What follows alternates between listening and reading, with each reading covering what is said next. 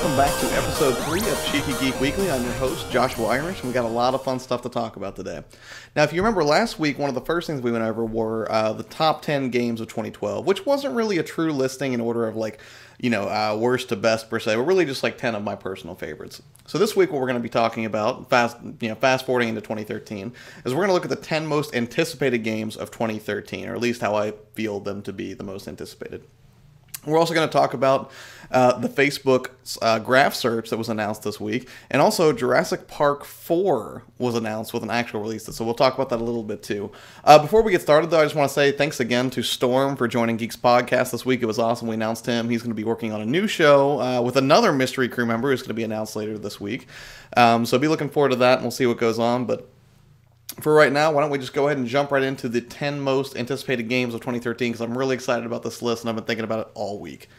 Starting off with number 10, Beyond Two Souls. Now, here's the thing. This is from Quantic Dream, who you may remember are the creators of Indigo Prophecy or Fahrenheit, if you're from Europe. And more recently than that, Heavy Rain, if you remember that game. A very, very cinematic experience. Anytime I hear, that Quantic Dream is working on something new, I get really excited about it. Like, my ears just kind of perk up whenever I hear them mentioned, because I know it's going to be something that's top quality from a storytelling standpoint. And Beyond Two Souls looks to be no exception. One of the biggest selling points for the game, probably, is that it stars Ellen Page. She plays the main character, Jodie, and she is actually infused with, or has like a spiritual, I don't know what you would call it, I guess, a companion of sorts, who is apparently one part abusive boyfriend, but then like two parts kind of protector and best friend. It's a very curious dynamic. But basically what's going to happen is, it looks to be told, and similarly in style to the way Heavy Rain was with that kind of a perspective, is that you take Jodie through 15 years for life, between the ages of 8 and 23, and depending on the choices that you make, there may or may not be a life that lies beyond whatever happens to Jodie after 15 years. So it's a really interesting premise. Again, the graphics look top-notch. These are going to be very, very realistic performances, because Ellen went through the entire motion capture process. There's actually some really nice behind-the-scenes stuff you can look up on YouTube that kind of show her going through all that, but if you've seen mocap before, it's probably nothing new. But definitely, it's something that I'm looking forward to, and I think that a lot of people also are. Number 9, The Last of Us. Now, this is another post-apocalyptic game, and I know it seems like we've had a lot of those. I mean, between, you think about games like Fallout, or I'm trying to think, the one last year was an Xbox Live Arcade. Now I'm just like blanking out. I think it was called Amy. But it seems like there's just been like a rash of post-apocalyptic games, because it's a really popular premise. I mean, in a post-apocalyptic world, there's really not a lot of accountability, and you can kind of be like the cowboy star. But this one is a little bit different. First off, it's from Naughty Dog, the same people that did Uncharted. So the thing that struck me about it immediately is the game just looks amazing. Like, the animation, the character models just look incredible. There's like a 10-minute gameplay trailer. I'm actually playing some of that footage right now, but you can look it up yourself and watch the whole thing. It's got a really minimal UI, which kind of forces you really to focus on the action, what's going on around you. And it looks like the protagonist is a guy who's probably in his 30s, and it looks like he's paired up with like a girl who's probably like an early teenager. So that right off the bat is kind of an interesting dynamic, is having like this kind of father figure, kind of character paired up with somebody. And I realize that like any game where you're babysitting a character is usually, by its very nature, not very fun, or whenever you play a game and you've got a mission where you've got to protect somebody and it's a huge pain. It's usually not the best experience. But this does not look to be quite the same. I mean, if you watch this trailer, you see the girl seems like she can kind of hold her own, and it looks to me like it's just going to have, a lot of depth to it, and it's going to tell a really, really incredible story. So I'm pretty excited about The Last of Us, and I'm sure, you guys should be too. Next up, I can't count today. Number 8, sorry about that, Cyberpunk 2077.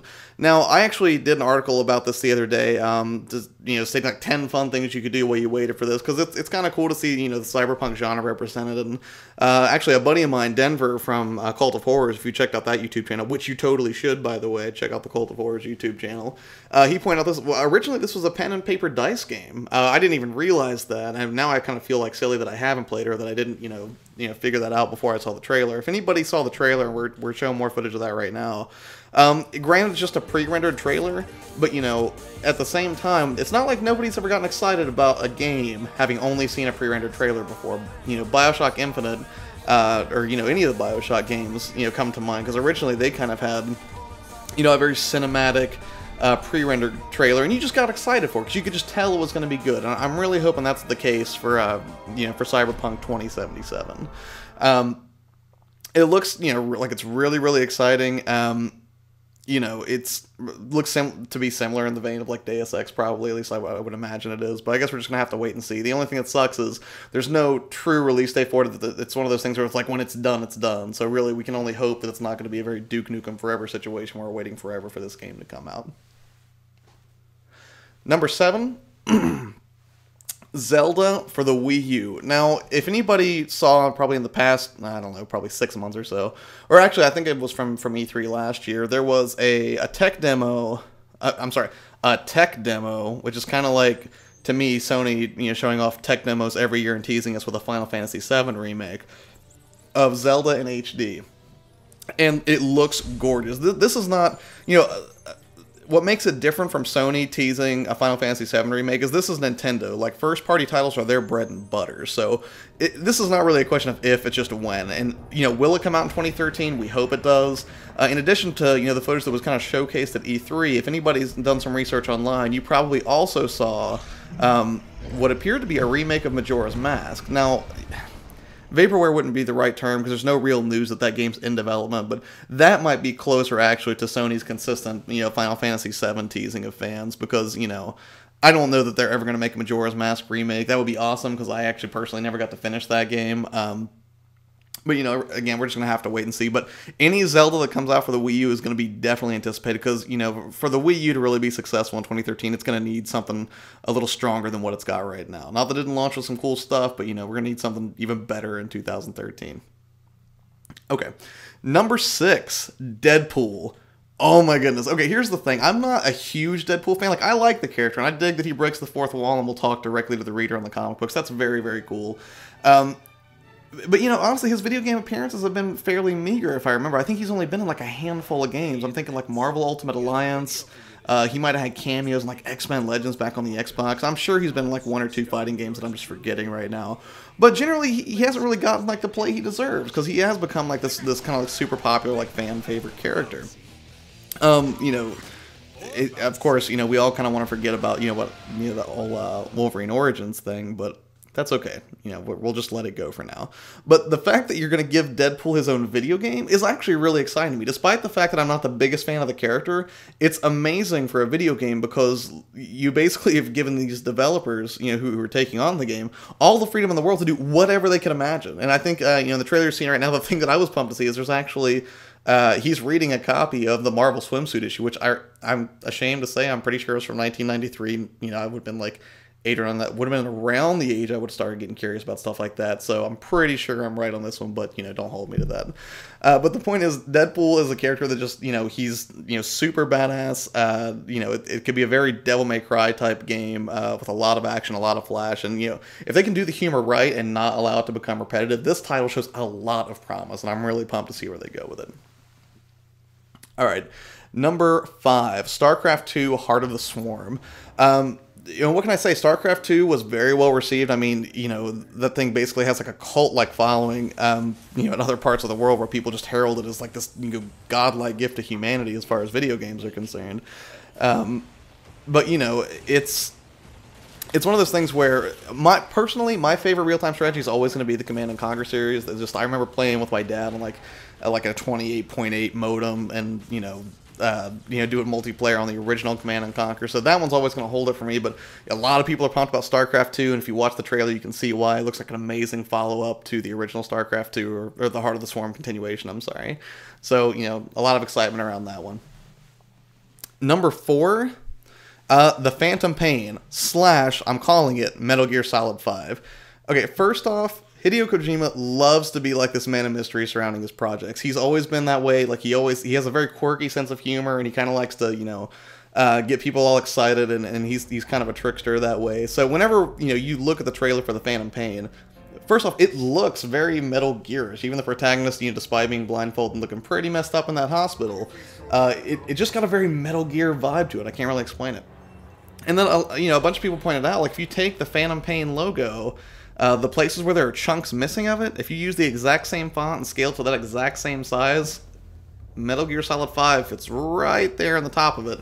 So, there's no question in my mind. This is a Metal Gear game through and through. And of course, it's going to sell a bajillion copies because Metal Gear is awesome. And if you like stealth action, odds are good that you either cut your teeth on that or something like Tenchu or Siphon Filter. And, if you're a fan of the series, of course, this is going to be just like out of the park in 2013 if that's when it makes it out. Number 4, follow-up to that, and I feel like it's gotten a lot more press, is Metal Gear Revengeance. And here's the thing, Cyborg Ninjas are just awesome. They've always been awesome. They're always going to be awesome. From Sector to Cyrax, Gray Fox, to now Raiden. That's not going to stop being true anytime soon. It's a very different experience. It doesn't appear at all to be like the Metal Gear that you remember. There's not a lot of creeping around. It doesn't even look like there's really that much gunplay. It looks like, there's almost complete emphasis on melee combat, where it's not really like, not like hand-to-hand combat, just a lot of swordplay that like almost puts like Cloud Strife to shame. So there's just a lot going on here, and like the cinematics look so over the top and ridiculous. Like I almost thought I was watching like a Ninja Gaiden game, but that's the thing. It's suspension of disbelief isn't as big for me in a game like this because I'm just excited to see some really cool stuff happen. So even if it's wildly unbelievable, that's totally fine with me. Raiden was not always, I always felt like the community was kind of split on Raiden because, you started Metal Gear Solid 2 and you thought, oh, this is awesome, I'm Snake again, it's going to be a really good game. And then, they kind of bait and switched us and we got stuck with Raiden for the whole game. So we'll see how this is going to fare. I'm guessing it's going to be a pretty good game, though. And, there's been a lot of buzz around it, and probably rightfully so, because it's another Metal Gear game. So, okay. Number 2, Watch Dogs. Okay, this was like a completely, new IP that was introduced from the folks at Ubisoft. It looks kind of cyberpunkish, I guess. It seems like kind of like an espionage type game, a lot of alternate reality stuff, or, well, ARG stuff, alternate reality, whatever you call it.